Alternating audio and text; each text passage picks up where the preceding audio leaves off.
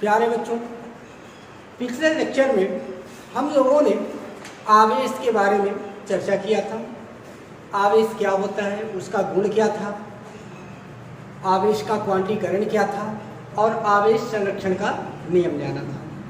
आज हम Coulomb law जानेंगे और इसके बाद प्रिंसिपल ऑफ सुपरपोजिशन और कूलॉम लॉ का वेक्टर फॉर्म क्या होता है इसके बारे में भी डिस्कस करेंगे। आइए सबसे पहले देखते हैं कूलॉम का नियम। कूलॉम का नियम हमेशा बिंदु आवेश के लिए है।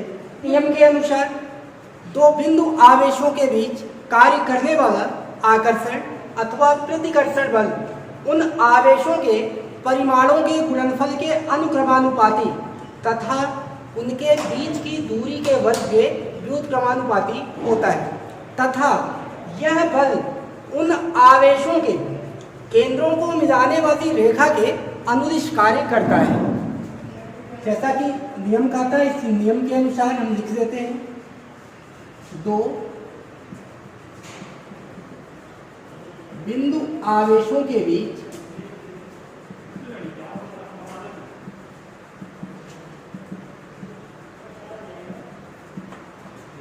कार्य करने वाला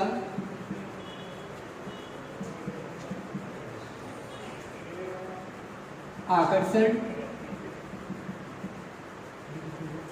अथवा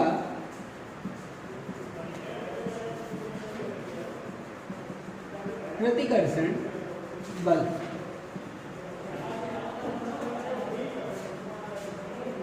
उन आवेशों के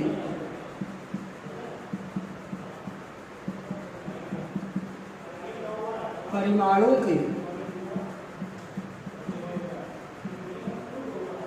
गुणनफल के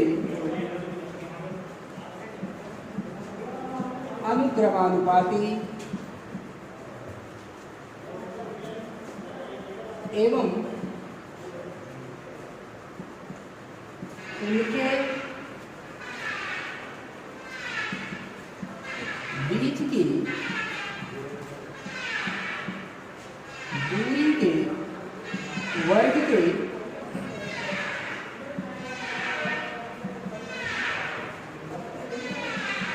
व्युत्क्रमानुपाती होता है।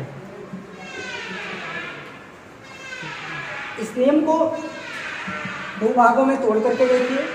मान लेते हैं कि दो बिंदु आवेश हमारे पास, एक Q1 है और एक Q2 है। अब ये सजातीय आवेश भी हो सकते हैं अथवा विजातीय आवेश भी हो सकते हैं। इसी कारण हमने कहा कि कार्य करने वाला आकर्षण अथवा प्रतिकर्षण बल उन आवेशों के परिमाणों के गुणनफल के अनुक्रमानुपाती, अर्थात लगने वाला बल अगर F हो, F is proportional Q1 Q2। इसको हम इक्वेशन 1 कंसीडर कर लें तथा इन आवेशों के बीच की दूरी के वर्ग के व्युत्क्रमानुपाती, तो बीच का जो सेपरेशन है इनका, उसको हम R मान लेते हैं। क्या मिल जाएगा? F is inversely proportional 1/r का स्क्वायर। ये इक्वेशन 2 हम कंसीडर करते हैं। तो फ्रॉम इक्वेशन 1 एंड 2 भी है, ये दोनों इसके प्रोपोर्शनल हैं। F के इस कारण F is proportional Q1 Q2 upon R का स्क्वायर। अब एक प्रोपोर्शनलिटी अगर हटेगी तो बराबर का चिन्ह तो आएगा, लेकिन अपने साथ एक ये काम को लेकर के आएगा। तो हम लिख सकते हैं F इज इक्वल, यहाँ कॉन्स्टेंट वैल्यू को हम K डैश इंक्लूड करते हैं, Q1 Q2 अपान R का स्क्वायर, जहाँ पर ये K डैश बराबर 1/4 पाई एप्सिलॉन नॉट, ये इसका मैथमेटिकल मान जो होता है वो 9 K dash is equal to 9 into 10 to the power 9। Unit जरा देखिए, न्यूटन मीटर का स्क्वायर पर कूलॉम का स्क्वायर, जहाँ पर यहाँ पर इसके साथ में आप ये भी रख सकते हैं, जहाँ पर एप्सिलॉन नॉट निर्वात अथवा वायु की या फ्री स्पेस की वैद्युतशीलता है। और अगर हम यहाँ से एप्सिलॉन नॉट का मात्रक और बीमा निकालना चाहें, यहाँ हम डाल देते हैं एप्सिलॉन नॉट की बीमा एवं मात्रक। मान जरा निकालिए, पूरा मान आपके पास क्या है, F is equal 1/4 pi epsilon not Q1 Q2 upon R square. Epsilon not को हम इधर करते हैं, एप्सिलॉन नॉट बराबर 1/4 पाई Q1 Q2 अपान F R का स्क्वायर। और मात्रक की बात करिए तो ये कांस्टेंट टर्म है, इसका कोई मात्रक नहीं। क्यों? यानी कि आवेश का मात्रक कूलाम तो हम लिख सकते हैं यहाँ से एप्सिलॉन नॉट का मात्रक बराबर आवेश का मात्रक और गुणे आवेश का मात्रक, यानी आवेश के मात्रक का वर्ग और बटे और गुणे दूरी का मात्रक और इसका वर्ग। तो आपको पता है SI में आवेश को आप कूलाम से दिखाते हो, तो कूलाम का वर्ग और बटे बल का SI मात्रक न्यूटन और दूरी का मीटर है। यहाँ स्क्वायर है तो यहाँ भी स्क्वायर। ये बराबर आपको मिल गया कूलाम स्क्वायर न्यूटन इनवर्स और मीटर -2। एप्सिलॉन नॉट की बीमा बराबर आवेश की बीमा और बटे बल की बीमा और गुणे दूरी की बीमा। तो आवेश की बीमा 80 होती है, 80 का स्क्वायर अपान बल का mL/2 और दूरी का L का स्क्वायर। इसको रीअरेंज करिए, यह ऊपर जाएगा m-1 L की बात करें तो स्क्वायर और एक 3 पावर ऊपर गई तो -3 और t की बात करो तो -2 ऊपर गया तो प्लस 2 और 2 4 a का 2 m-1 L-3 t-3 और a स्क्वायर। ये एप्सिलॉन नॉट की बीमा हुई। शॉर्टकट में अगर इसको पढ़ना चाहो तो याद करने के लिए पढ़ सकते हो, लड़की उसको पढ़ोगे तो बन जाएगा महत्तम -1342। ये क्वेश्चन यूपी बोर्ड के परीक्षा की दृष्टि से बहुत ही महत्वपूर्ण है। लगभग हर बार किसी ना किसी सेट में आपको जरूर मिल जाएगा एप्सिलॉन नॉट का, चाहे बीमा या मात्रक। अगला टॉपिक कूलाम के नियम का सदिश स्वरूप vector form of coulombs law को हम मानते हैं। अगला टॉपिक हमारा कूलाम के नियम का सदिश रूप है vector representation of coulombs law. हम मानते हैं यह हमारा एक पॉइंट चार्ज Q1 है, XY प्लेन में इसको लेते हैं और यहाँ पर कोई पॉइंट चार्ज हमारा Q2। इसका जो पोजीशन वेक्टर है वह है R1 आप मान लीजिए और इसको R2 मान लीजिए। ऐसे में इस चार्ज पर या Q1 पर Q2 के कारण जो फोर्स अप्लाई हो रहा है उसको अगर आप लिखना चाहो तो इस चार्ज पर कितना फोर्स लग रहा है, F1 2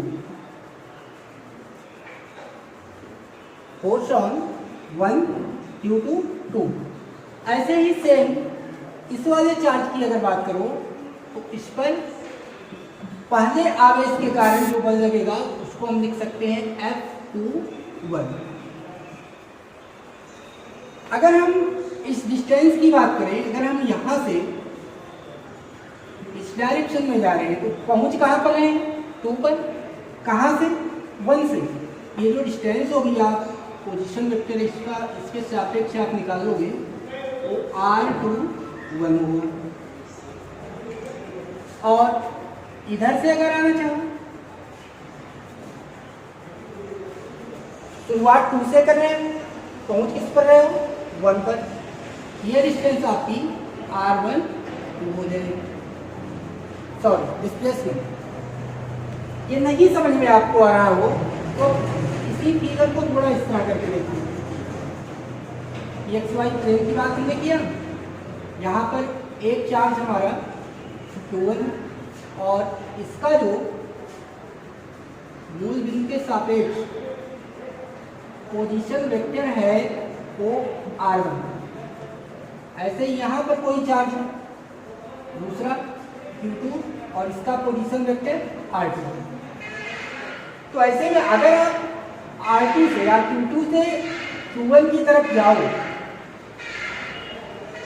यहाँ से यहाँ पहुँच रहे हो ना, ये हो जाएगा इस डायरेक्शन के लिए R1 माइनस R2 वेक्टर में। और Q1 से Q2 की तरफ अगर जा रहे हो तब इस डायरेक्शन के लिए आपका पहुंच किस पर रहे हो 2 पर, कहाँ से 1 से, तो R2 माइनस R1। दिक्कत कोई? इसी को आपने जब इसके रूप में लिखा तो R2 1 कर दिया है और इस डायरेक्शन में अगर आ रहे हो तो R1 2 कर दिए हो।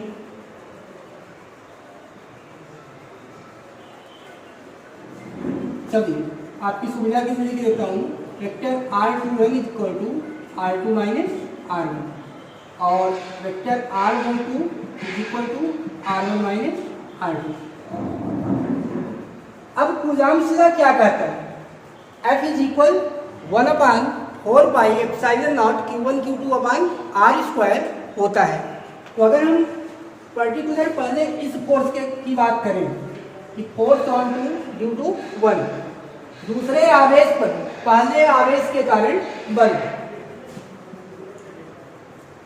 तो किस आवेश की बात हम कर रहे हैं, दूसरे आवेश पर किसके कारण, पहले आवेश। ये बराबर क्या होगा 1/4 pi epsilon not Q1 Q2 upon, direction किधर आपकी, इस डायरेक्शन में आप जा रहे हैं, यानी कि आपको क्या रखना है R21, चलिए R2 माइनस R1 का होल स्क्वायर मॉड इसका ले लीजिए। और किस डायरेक्शन में आप जा रहे हैं, तो R2 माइनस R1 इसका हम यूनिट वेक्टर दे रहे हैं। आपको पता है कि यूनिट वेक्टर बराबर क्या होता है किसी भी क्षण का, जैसे वेक्टर ए है इसका unit vector equal to vector A upon mod of A. यही आप लाइन कर दीजिए, F21 is equal 1/4 pi epsilon not Q1 Q2 upon R2 minus R1 का whole square into unit vector R2, तो R2 minus R1 vector लगा दीजिए अपान mod of R2 minus R1। ये देखिए दोनों टर्म नीचे के बेस समान है, यहाँ इसकी पावर 1 और इसकी पावर 2 ऐड हो जाएगी। आप मिलेगा F21 is equal 1/4 pi epsilon not Q1 Q2 upon R2 minus R1 का power 3 into R2 minus R1 का वेक्टर। ये कूलॉम्ब्स लॉ का वेक्टर रिप्रेजेंटेशन है। सिमिलरली हम इसी को और लिख सकते हैं R21 is equal 1/4 pi epsilon not Q1 Q2 upon R2 minus R1 है, इसको और क्या लिख सकते हैं R21 power 3 into R21 unit vector, इसको हम लिख सकते हैं R21 वेक्टर। सिमिलरली इसी तरह हम निकाल सकते हैं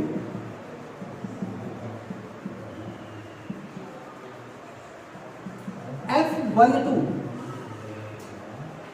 force on one due to two, दूसरे आवेश के कारण पहले आवेश पर बल।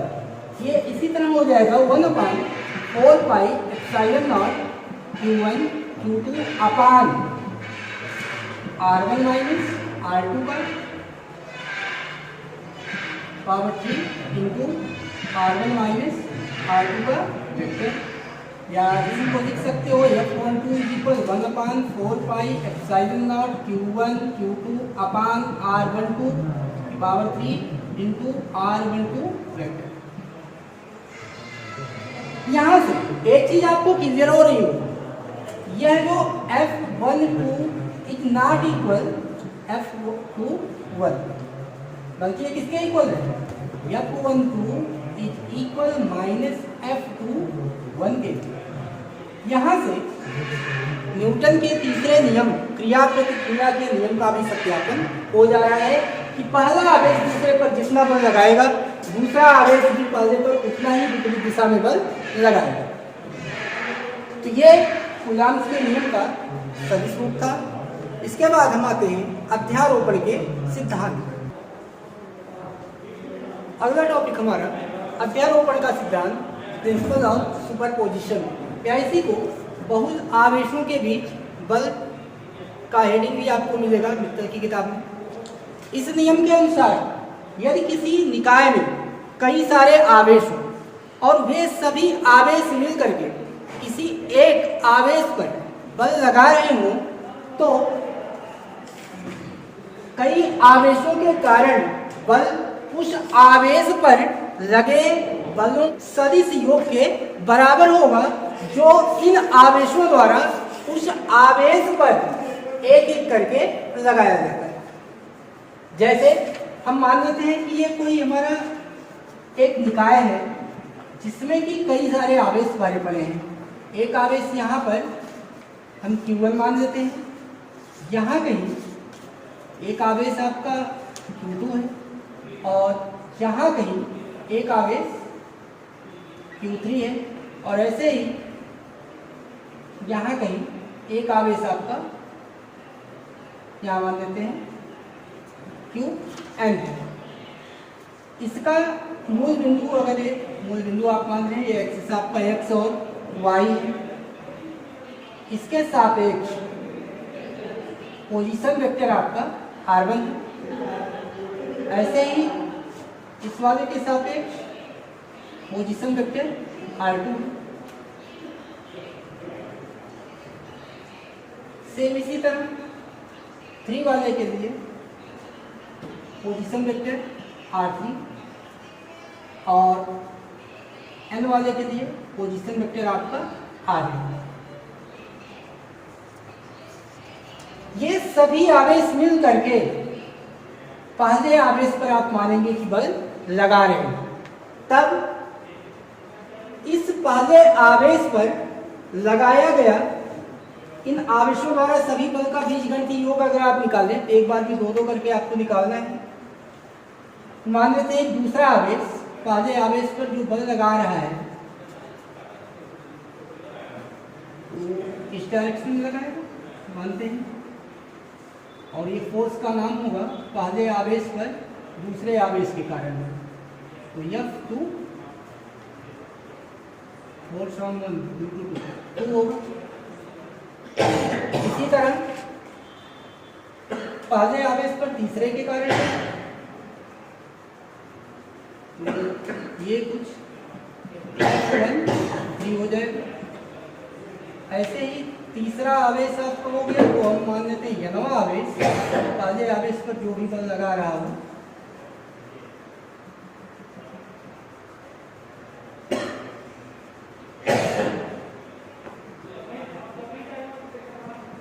F1 n हो गया।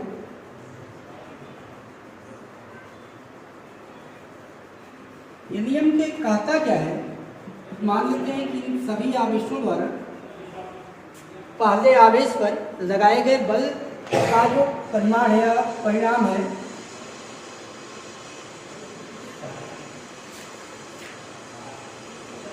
इन सभी आवेशों द्वारा पहले आवेश पर लगे बल का परिणामी F अगर आप मान रहे हो, F बराबर F12 plus F13 plus dot dot dot F1 भी होगा। अब जरा इनकी डिस्टेंस को देखिए, आप R2 से R1 की तरफ आ रहे हो तो ये डिस्टेंस आपकी कहाँ से 2 से R1 2 हुआ, ऐसे ये R1 3 हुआ और इस वाली प्रश्न को देखिए तो R1 N आपका हो जाएगा। आप इन सब के वैल्यू रख दीजिए और देखिए F is equal 1/4 pi epsilon not Q1 Q2 upon R1 2 का स्क्वायर, और इस डायरेक्शन में यूनिट वेक्टर आपका क्या है R1 2 का कैप ले लीजिए, plus 1/4 pi epsilon not Q1 Q2 upon R13 का square into unit vector of R13 plus dot dot dot 1/4 pi epsilon not Q1, sorry यहाँ पर तीसरा आवेश लगा रहा है ना, ऐसे ये nवा आवेश पॉजिटिव पर लगा रहे हैं, इसके साथ एक यूनिट वेक्टर आपका R1m इसका स्क्वायर करो और R1m का यूनिट वेक्टर। इन सब में कुछ चीज़ें आप कॉमन कर सकते हो। कॉमन टर्म देखो 1/4 पाई एप्सिलॉन नॉट और यहाँ पर Q1 बचा क्या आपके पास Q2 अपान R12 का square unit vector of R12 plus Q3 upon R13 का square into unit vector of R13 plus dot dot dot Qn upon R1n का square into unit vector of R1n का unit vector. इसी को हम लिख सकते हैं F is equal 1/4 pi epsilon not Q1, और समेशन अगर आप लगाना चाहो यहाँ से तो हम लिख सकते हैं समेशन ऑफ यहाँ पर Q I upon R1 I का square into unit vector of R1 I, और यहाँ पर I इज इक्वल 2 से लेकर के I is equal to n, यही आपका अध्यारोपण का सिद्धांत है। प्रिंसिपल ऑफ सुपरपोजिशन पर बेस्ड एक न्यूमेरिकल है मेरे पास कि 2 माइक्रोकूलम 5 माइक्रोकूलम -2 माइक्रोकूलम और -5 माइक्रोकूलम के 4 बिंदु आवेश किसी 10 सेंटीमीटर भुजा वाले वर्ग के कोनों पर व्यवस्थित हैं। तो वर्ग के केंद्र पर आपको बल का परिमाण ज्ञात करना है। क्वेश्चन आपके पास ये है कि ये सपोज करिए कि आपका एक स्क्वायर है,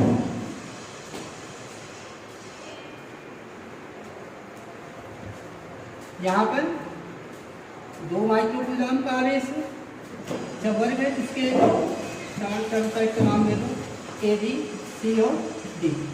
यहाँ पर सब -5 का था, यहाँ पर 2 माइक्रोकूलम और वापस यहाँ पर -5 माइक्रोकूलम का चार्ज था। इसके केंद्र पर आपसे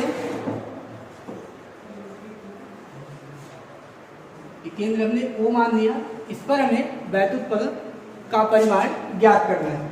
आप देखिए माइक्रोकूलम पर यह जो FA है वो किधर बल लगाएगा, बल की दिशा इसकी नीचे की तरफ होगी, प्रतिकर्षण का प्रकृति होगा, इस कारण इसको हमने नाम दे दिया F1। आपको लिखने की जरूरत नहीं, FA का देते हैं। और सेम B की बात करिए तो B कैसा है, माइनस है, और A कैसा है, पॉजिटिव है। इन दोनों के बीच में आकर्षण बल लगेगा, इस बल का नाम मैंने दे दिया FB। सेम इसी तरह C पर आइए तो ये बल इस पर किधर लगाएगा, अपोजिट डायरेक्शन में लगाएगा, ये बल आपका हो गया FC ऊपर की तरफ। ऐसे ही एक पर जो -5 है क्या करेगा, अपनी तरफ आकर्षित करेगा, ये बल इधर लगाएगा Fb। यहाँ पर अगर आप निकालें तो वर्ग है तो सारी डिस्टेंस आपके बीच की दूरियां बराबर होंगी। यहाँ से हम लिख सकते हैं F बराबर FA plus FB plus FC plus FD के। वेक्टर है, वेक्टर हमने लगा दिया। इसी तरह लेकिन ये FC बराबर FA तो है, लेकिन कैसे, आप लिखिएगा FC बराबर -FA और FB बराबर -FD के। ये मान यहाँ पर पुट करोगे F बराबर क्या मिलेगा, यहाँ पर FC FA रखने दो प्लस FB आ रहे हैं, माइनस आपका FA हो जाएगा और माइनस FB हो जाएगा। टोटल फोर्स का जो मैग्नीट्यूड कितना आया, 0 हो जाएगा। यानी कि इस बीच पर 1 माइक्रो कूलम वाले आवेश पर कोई भी बल कार्य नहीं कर रहा है।